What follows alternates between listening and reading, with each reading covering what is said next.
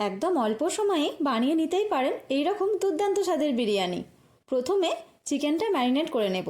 তার জন্য নিয়েছি 500 গ্রাম চিকেন। এবার এতে দিয়ে দিলাম আদা রসুন বাটা, টক দই, হলুদ গুঁড়ো, জিরে গুঁড়ো, ধনে গুঁড়ো, শুকনো লঙ্কা গুঁড়ো, কাশ্মীরি লঙ্কার গুঁড়ো, বিরিয়ানি মশলা আর নুন। এবার সব কিছু ভালো করে মিশিয়ে রেখে দিলাম। তারপর প্রেসার কুকারে তেল গরম করে প্রথমে পেঁয়াজগুলো ভেজে নিলাম।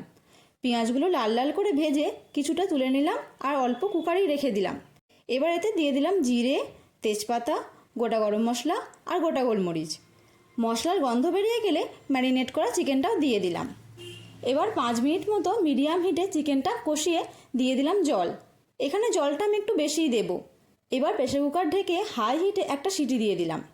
তারপর প্রেসার কুকার খুলে এতে দিয়ে দিলাম আলু, দেরাদুন রাইস, বিরিয়ানি মশলা, ধনেপাতা কুচি, পুদিনা পাতা, 2টো কাঁচা লঙ্কা, বেরেস্তা, কেশর ভেজানো দুধ, 1 চামচ গোলাপ জল, 2 চামচ কেওড়া জল, 1 চামচ ঘি, স্বাদ মতো নুন আর দেবো পরিমাণ মতো জল।